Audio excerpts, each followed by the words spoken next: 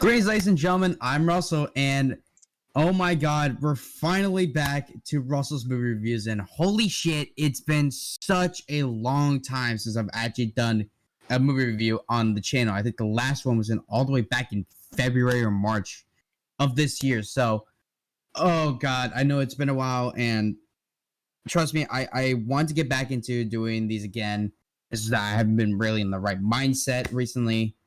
But I'm hoping that this will kind of get me back into the swing of things with the movie reviews, and obviously do the other sorts of content that I want to do for the channel as well. Now, you guys may be wondering, well, you say that this is a Russell's movie reviews, and yet it doesn't really seem like it. Yeah, that's because I'm starting a brand new series right now, and we're calling this Studio Ghibli Summer. Basically, what this is that basically throughout the rest of the summer, I will be posting reviews on all the Studio Ghibli movies that are currently out as of now. That being from all the way back to 1984 up until 2023, technically, because there is still one more movie that is coming out in Japan, but we're not getting an English dub not soon. So we don't know when we're gonna do that. So technically, about 22 movies. Yeah, and if I go may add on. in, by the time we're recording this, which is July 5th, the movie doesn't come out until a little over a week in Japan. Yeah.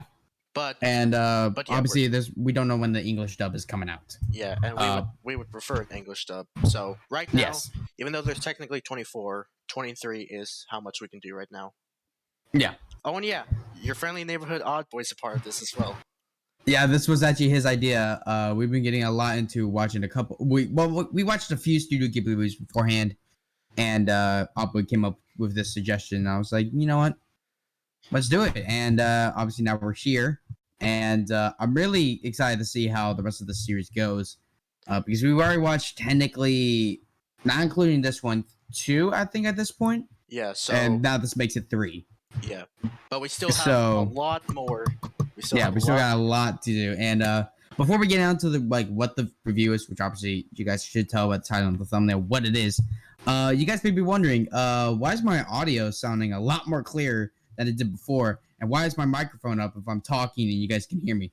Yeah, that's because I now got a new microphone. It's the HyperX Quadcast, and I'm really excited to start using this thing for videos now. Given to me by the gracious Odd Boy. I think you actually tried to use it at one point, and I don't think it turned out that well. But luckily for me, it shouldn't be that much of an issue. Yeah. But yeah, I'm really excited to use this for my channel now. Yeah. And you know what? I'll let you take the reins for this one. What movie are we starting off Studio Ghibli Summer with? We're starting off with the first ever Studio Ghibli movie, even though we'll get to that a little bit later. But right now, first Studio Ghibli movie, which is Nausicaä of the Valley of the Wind, released in 1984. Yep. So, obviously, yeah, this was the very first Studio Ghibli movie ever released, all the way back in 1984. It was made with a budget for us around $1 million.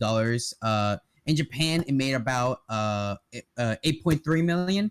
And worldwide, it made a total of 14.3 million. So overall, it did pretty good for compared to its budget of only $1 million. And of course, this was directed by the one and only Hayao Miyazaki, who will go on to direct a ton of other Studio Ghibli movies and will be known as pretty much one of the anime gods out there for making some of the best movies out there. And honestly, with the output that I've seen, I can't argue with that. He is honestly one of the best directors out there, or one of the best anime directors out there. I wouldn't say all directors of all time, but yeah. So yeah, I mean, let's just go right into the story.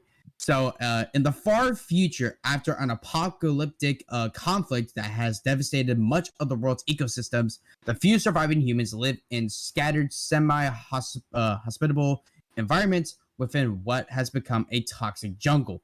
Young Nausicaä, played in the English dub by Alison Lohman, lives in the arid Valley of the Wind and can communicate with the massive insects that populate the dangerous jungle.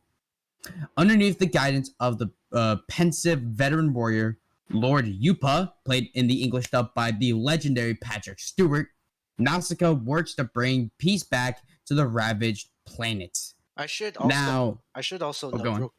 real quick. I should also note that each of these reviews we're gonna just do the English dub because that's Yeah. easiest for us. So all these actors are gonna be in the English dub. Yeah, and like the most common versions of the English dub that we can find. Yeah. So like for us, this English dub that we watched may not have been the same for some of you guys because I know.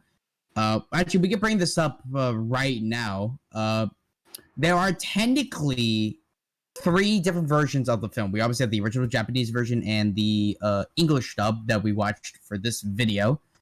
And we also later, after we watched the movie, I discovered that there was another English dub made a year after the film was originally released. So this version was released in 1985. It was called Warriors of the Wind.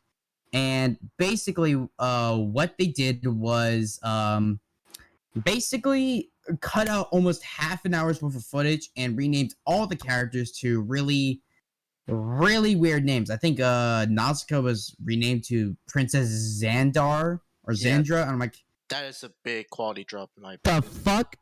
So, yeah, so obviously we did not watch that version for this review. We watched I think you said was the 2005 dub.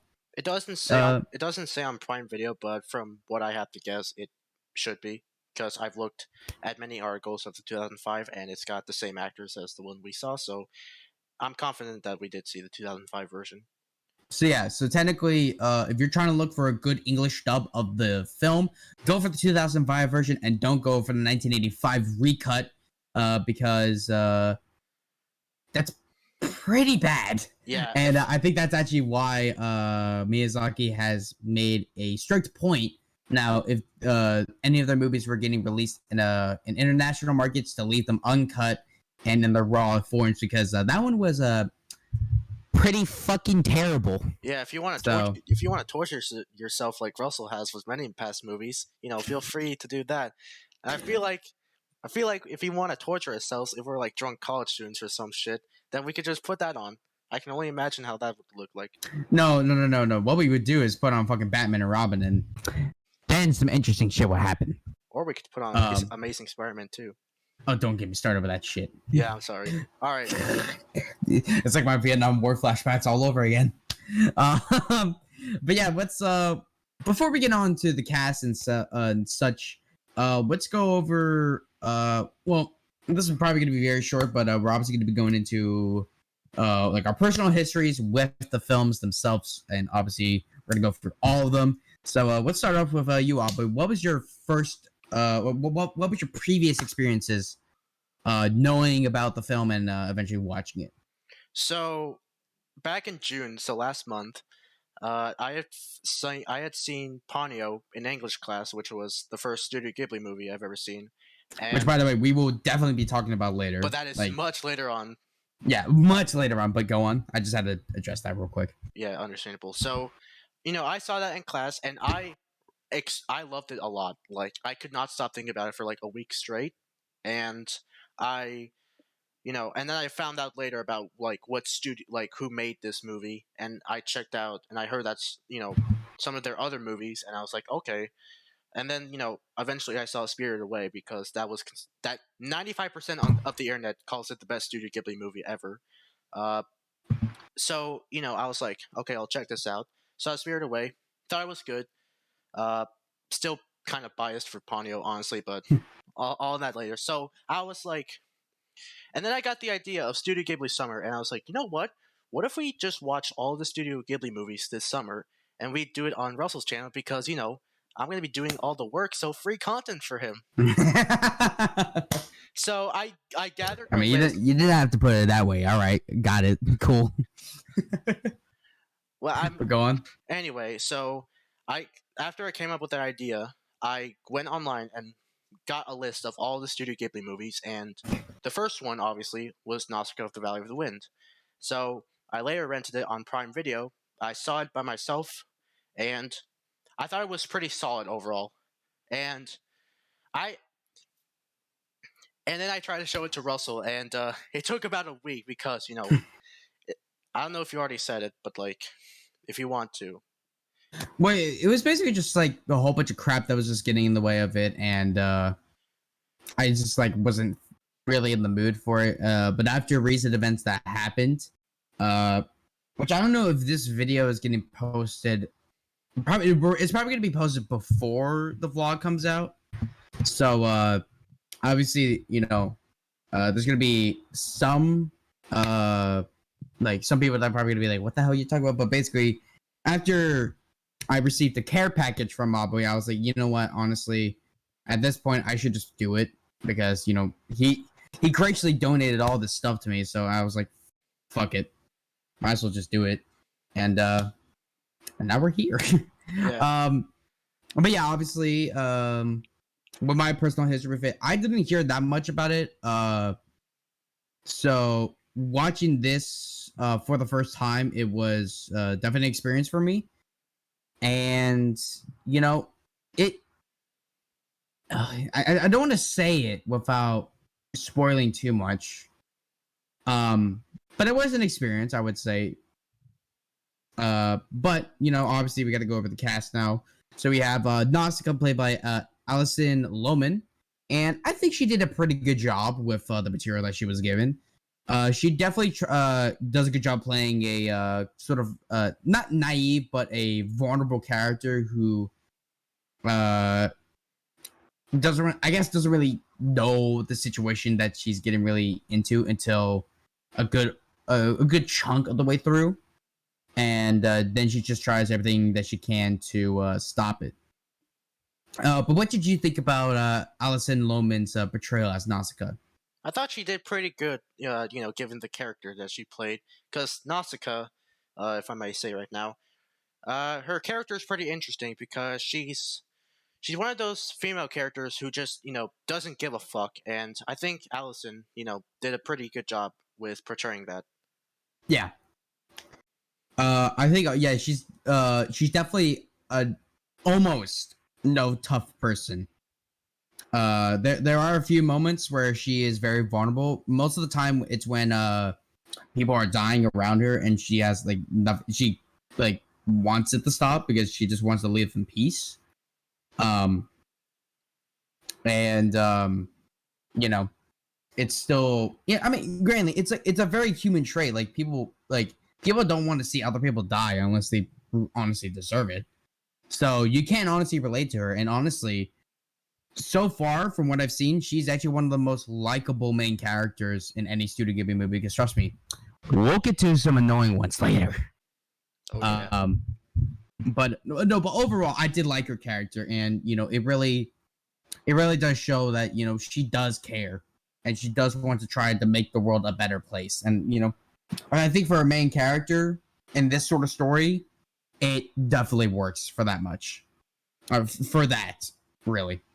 Oh, and then we got Lord Yupa, played by the fantastic, wonderful Patrick Stewart. And oh boy, I was genuinely surprised when I figured out that I heard rumors that Patrick Stewart was in one of these movies, but I didn't know exactly which one it was.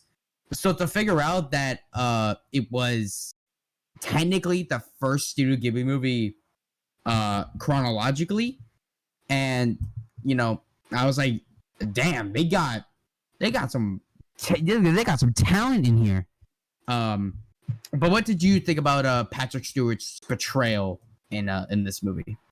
I thought he was a good character. He's like one of those, like his character Lord Yupa. He's like one of those, he's like supposed to be that old wise character who like just gives support. And I think Patrick Stewart did a pretty good job doing that. Yeah, I could definitely see him pulling off like a Merlin sort of thing, and I guess he kind of did with Professor X in the X-Men movies. But I always see him as Jean-Luc Picard from Star Trek: The Next Generation. So seeing him in a Studio Ghibli movie, I'm like, A, like this movie just gets an A flat out. No, but honestly, he is one of the highlights of the film, and I mean, yeah, I got nothing else to say. It's fucking Patrick Stewart. But yeah, we have I think next up we have Kushinada. I'm sorry if I mispronounced any of these names. I don't know Japanese that well. Yeah, I feel like we're So gonna butcher almost all of these names. With yeah, first. so yeah, sorry if I butcher any of these, but yeah, she's played by Uma Thurman. What did you think about her portrayal? Well, I think Thurman's character Kushana, Kushana's supposed to be kind of like not really. I don't know how to describe it. It's like Kushana's almost like both a protagonist and antagonist combined, because like she's got like both those vibes. Because like in some cases it seems like you want to be on her side, and then in some cases you think she's doing the wrong. But overall, I think Thurman did a solid performance with the Kushana character. Yeah, because isn't she the leader of fuck, what's the clan called? But yeah, isn't she like the princess of like the rival clan that like comes to like the Valley of the Wind or whatever? I believe so. Uh, but yeah, there's like I think there's so they arrive and then she's like, yeah, if you guys surrender, then you guys will be okay, and everyone's like, I mean maybe, and then another character comes up which I won't mention yet, but they come up and they were like oh they killed the king, and it's like, oh you motherfucker. So you start disliking her from that point, and then there's one scene when they capture her, and she's like, "Hey, I'm not trying. I'm trying to save you guys by resurrecting this warrior from 1,000 years ago that did kill every single human, but we are trying to get them to stop the insects from, killing all mankind." So, like that one scene, yeah, she's sympathetic. Like she's like, I'm honestly worried about your princess. Like I'm hoping that she makes it out alive. So, maybe try and unhook me so I can get out. But then later on, she just unveils the warrior and goes like, "Yeah, just kill the insects. Just kill them all. I want them all to die." Spoilers: her plan backfires dramatically, and I honestly kind of hoped or thought that she would get killed off, but she doesn't. She actually lives, and I guess it's like one of those things where like, oh, she learned the error of her ways. You gotta trust her now. So, I mean, you gotta do what you gotta do. But yeah, I think she did all right. And then we have next up we have Kuratawa, played by Chris Sarandon. I think he's the like the first officer of like the rival clan, I think. Yeah, he's like that dude. It's like in like the. Oh yes, I think we shouldn't revive the warrior. I think he's too dangerous. Yeah, he was like the dude with like the green and like the blue cape or whatever. But like, Yeah, if we was, could pop up images of them, we would.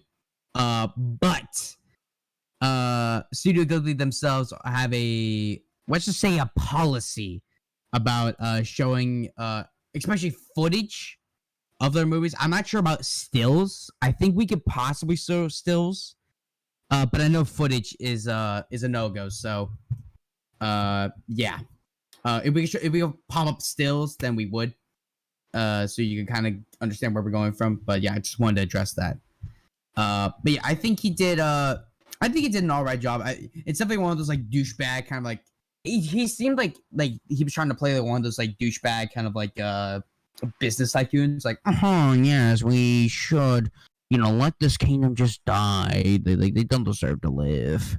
yeah, and kind of like that sort of thing. Yeah, it was definitely that, and I think he did pretty solid, because there were cases where that character I just wanted to fucking like absolutely just kick his ass. You just want to punch in the face like, dude, shut up for the love of God. Yeah. So the fact that he can make you feel like that, I think, speaks for his performance. Mm-hmm. Now we move on to Asbel. I think that's how you say it. Played by Shia LaBeouf. Now, if anyone doesn't know Shia LaBeouf, he is he's a, let's just say, a controversial actor. He started off well with some notable roles in the Transformers movies and Indiana Jones and the Kingdom of the Crystal Skull, but he did get into some controversy afterwards about some shit that he was saying, and now no one really knows if they should trust him or they should just cast him out into the deep dark realms of hell. I'm personally not really a fan of almost all of Shiloh's performances in any of the movies, especially Transformers. He's so fucking insufferable in those ones. So to hear that he was in a Studio Ghibli movie, I was terrified to say the least. But surprisingly, he actually did a fairly good job. Um, as you know, I guess you could say the love interest to Nausicaa in a way.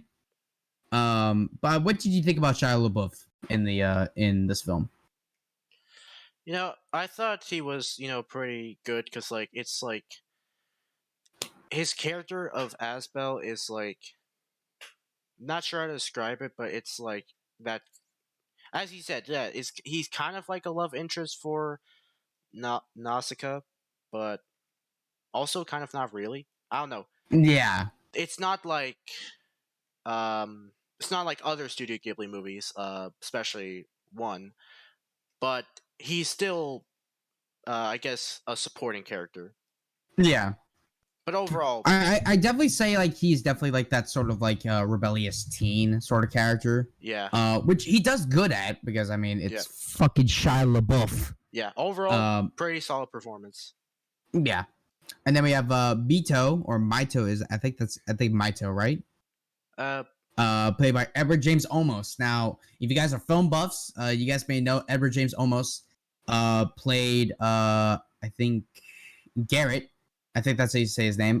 From Blade Runner. So he's a fairly well-known actor. I almost said actress. So to hear that he was in a Studio Ghibli movie, I was like, wow, that's actually kind of surprising because I don't really see him getting that much work. And I think he did a very good job with the role that he was getting as kind of like, I don't know if you would say he's like the comic relief character to him, or to Nausicaa, but it kind of seems like it in a way. Um, if that was what they were trying to kind of go for, then it did work because he's probably the character I kind of like chuckled the most at.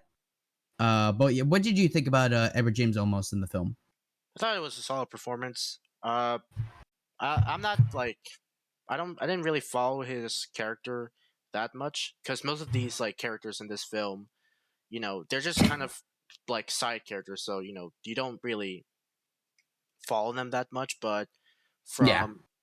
from from what I've seen, uh, I I don't know if I would say he's a comic relief character because I don't really remember laughing at him, but like I guess he's just kind of like Like I think he provides like most of like the humor in the film, like most of, like the like I guess what they're supposed to be funny moments. yeah Because this movie, I wouldn't say it's bleak, but it's definitely not uplifting either. yeah It's definitely like in like that middle ground where it's like it's trying to be kind of both. But yeah, he definitely brings the comedy to it, and I think when he tries to bring the comedy, it works. Like it is like you may not be like dying laughter at it, but it is funny. Um, but yeah, I think he did all right. yeah Then this surprised me. So the mayor of Pijet, I think that's how you say it. Which is basically like one of the other kingdoms in this barren wasteland. Yeah, that fucker is played by Mark Hamill. Yeah, Luke Skywalker and the Joker from the JL from the DC animated universe. Yeah, he was in a Studio Ghibli movie, so I'm like, how? So for the small role that he's given, I think he does a fairly solid job with it. I mean, I think it's concerning the fact that I didn't even know that it was Mark Hamill at first. That shows that he did a very good job because I was like, who is that guy? And I'm like, holy shit, it's Luke Skywalker. So yeah, I'm genuinely surprised that he was in a Studio Ghibli movie. But what did you think about Mark Hamill? I guess you could say Mark Hamill's little cameo in the film because he only has like a couple of speaking scenes throughout the movie. So I guess you could really call it a cameo. But yeah, what do you think about Mark Hamill in the movie? I thought he did like a pretty good role overall because like his character, uh, which is like mayor of I'm not even gonna try pronouncing that place, but his character is supposed to be like on the antagonist side, or that's what they're trying to show because like they're I think it's definitely like it's supposed to be like at first at he's supposed first. to be an antagonist, but then by the start of like the second half of the movie, you're like, oh yeah, he's actually trying to be on the good guys side, and the other clan that showed up, yeah, the bad guys. Yeah, I will say, I guess right now this plot is a bit confusing, at least for me. It definitely is because what we summarize at the beginning is a very abridged version of the plot because basically it's kind of hard to explain it. Basically, there's the Valley of the Wind Kingdom, which Nausicaä is the princess of, I think, and they have a Lord Buddha on their side, or I said Buddha again, Yuba, and basically they're trying, they live in a world of mostly peace, and then you have the Piget, or I think I screwed if I say it wrong, whatever. Piget clan, and then the I forgot what the fucking other clan is, but I know it begins with M. I'll go in and put the title here. But both of those, like both clans, and I think a couple others they mention, although they don't show up in the movie, like a whole bunch of clans are fighting against each other to try survive, and while battling these insects that keep on attacking their kingdoms. So I forgot exactly what causes it, but I think, oh yeah, because they a Piget plane crashes into the Valley of the Wind Kingdom, and it contains a giant ass heart, along with I think it was let me see. Oh, is it even mentioned on here? Oh, I don't think it is. A young girl named Lesite, I think that's how you say it.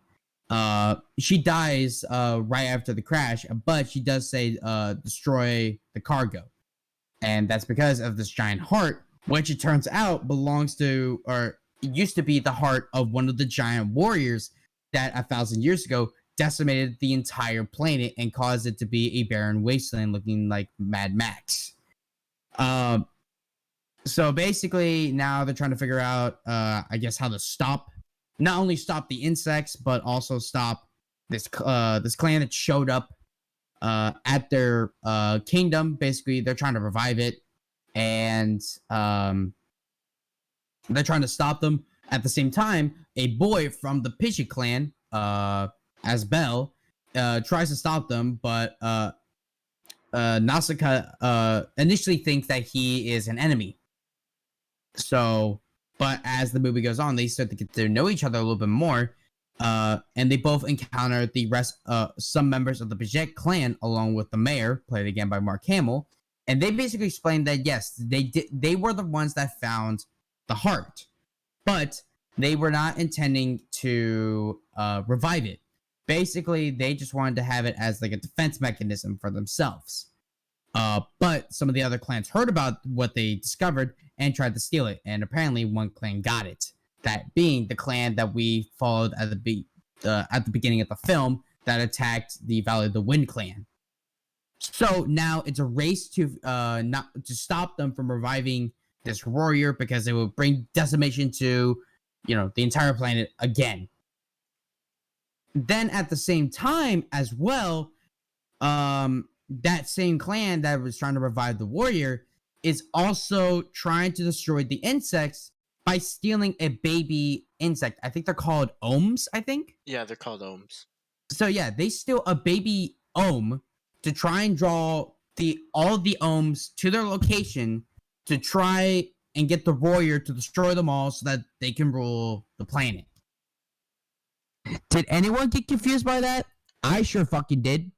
I think that's one of the problems that this film has, is that it's very confusing to try and actually follow along. It's a If very you just it's a very complex story for sure. Like yeah, I think honestly the best way to watch this movie is half pay attention to the plot, but not fully, because if you do, you're gonna get a headache by trying to think too much. but yeah, I think that's definitely one of the main problems with the film, but it's not the main one, and we'll get to that later. But yeah, it's if someone comes up to me and goes, "Did you like Nausicaä of the Valley of the Wind?" Because that plot was very fucking confusing. I would sit there and be like, "Yeah, I agree with you, but it's still enjoyable overall." Uh, I think that's pretty much it for main characters. I mean, unless you want to mention anyone else, Yeah, it's like the rest. that you think is that you think should be mentioned. Well, all the other characters that we have like on our script right now, they're kind of just like side characters who don't really have that much Yeah, screen time. So it's like I can't really say much about it because it's like we don't follow them. So, but I think the cast overall that we went through was yeah. I mean, because we obviously have obviously the main ones that we mentioned, but obviously also we have the narrator played by Tony J, which did sound familiar to me. I haven't looked at it too much, but I think I do recognize him from some places. And obviously we have the fantastic Frank Welker, who is a fantastic voice artist, playing one of the other characters in this film as well. Now, I did say a little bit ago that I think that while the story is confusing, it's not my main issue with the film itself.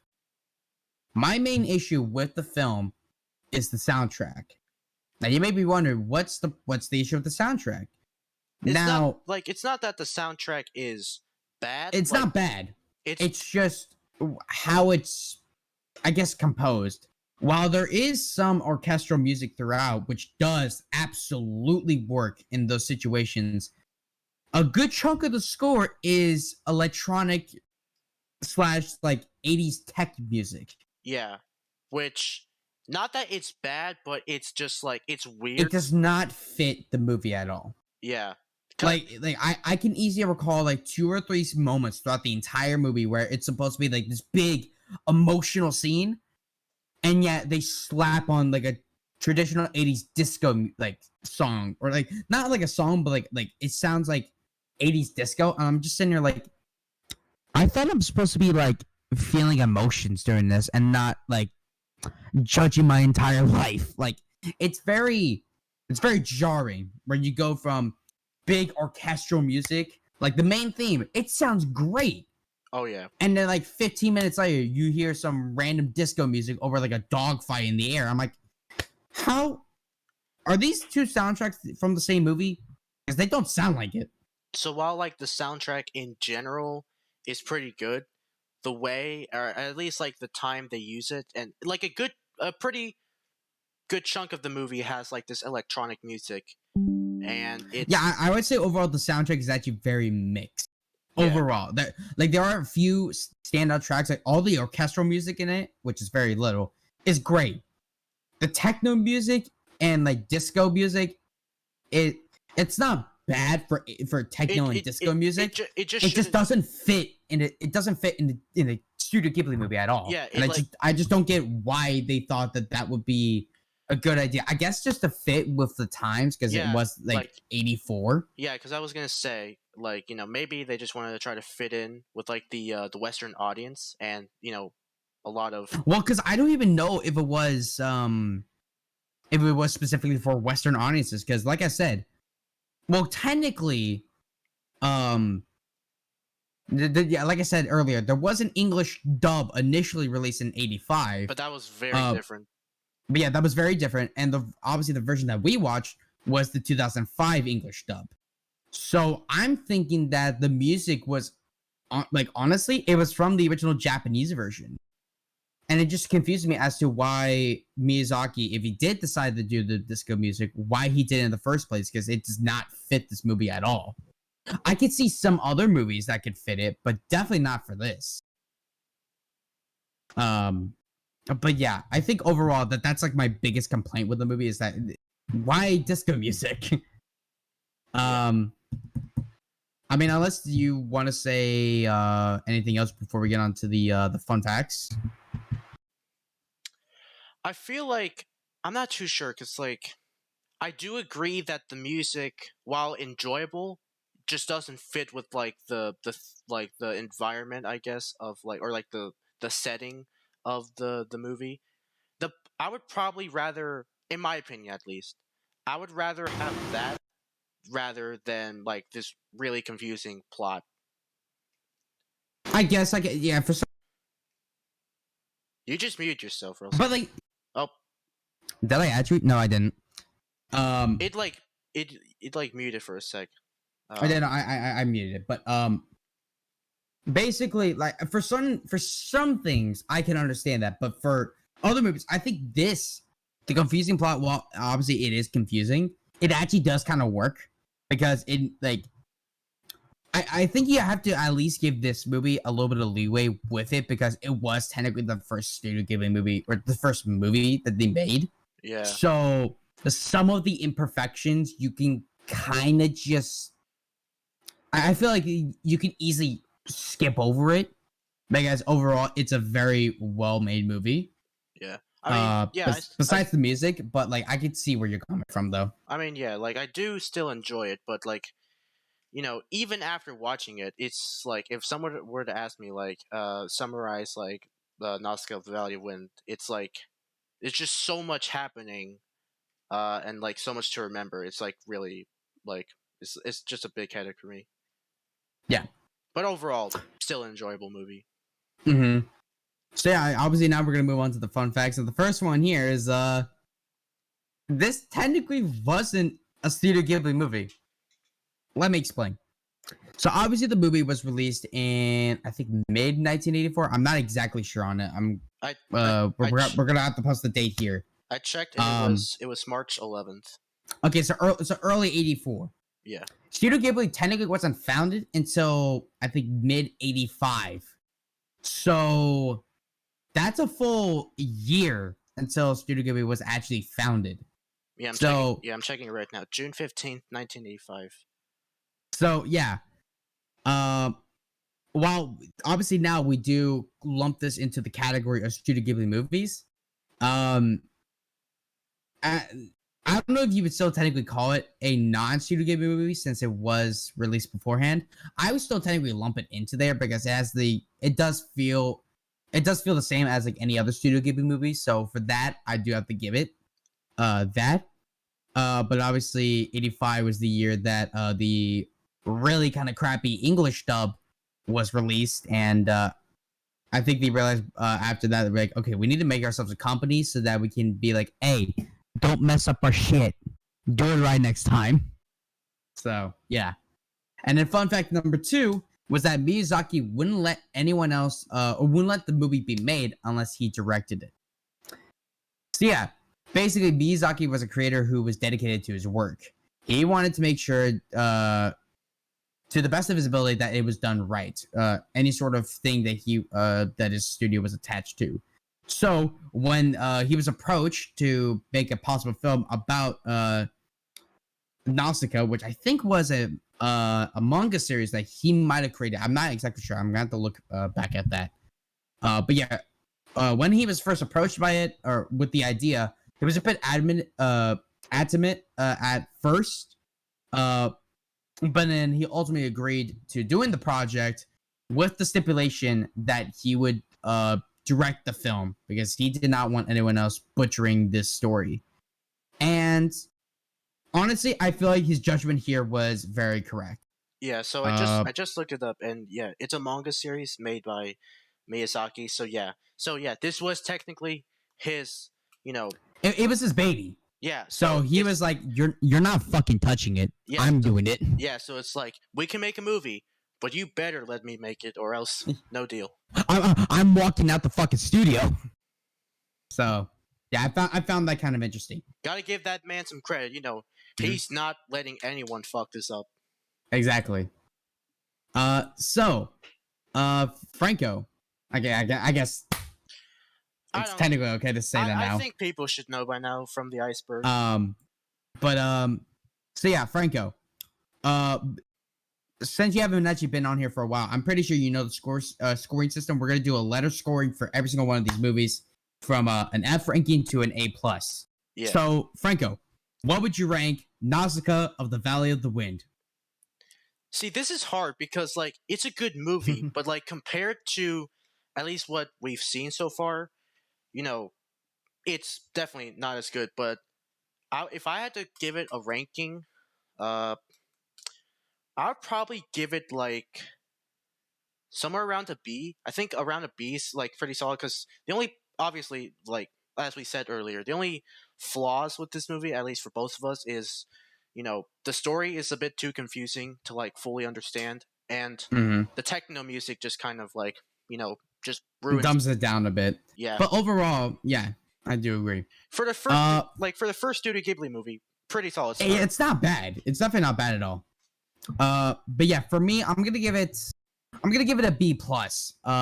Because yeah, like you said, the only real flaw, only the flaws I have with the film is that the plot is a bit too confusing for average moviegoers, and the techno music does throw me off a lot, which are two essential points at it of any movie. So that kind of does weigh the film down a lot.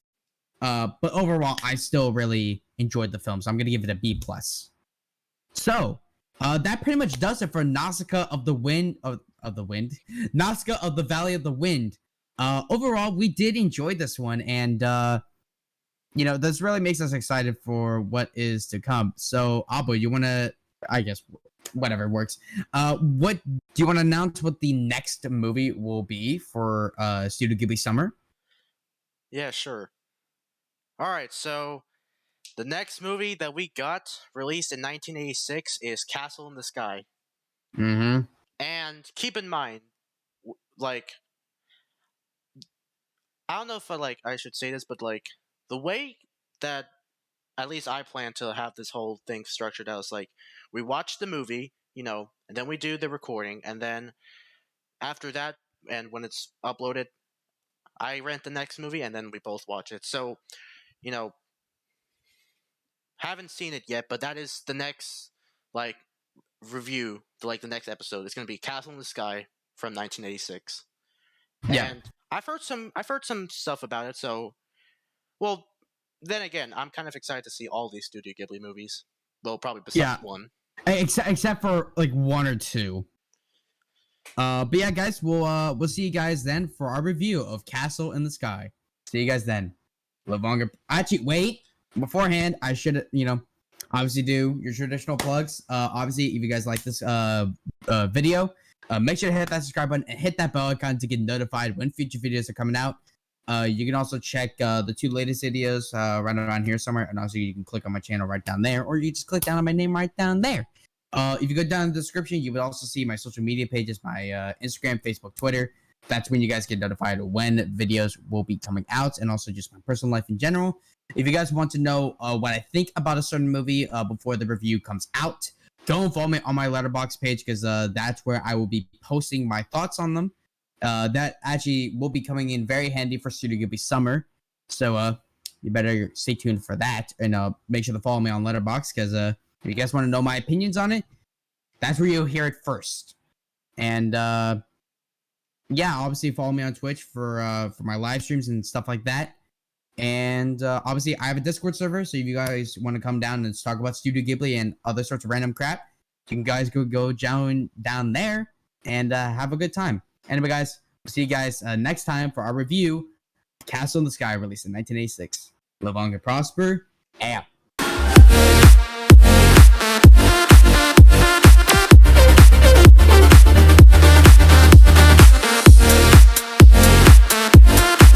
Also, follow me on Kick.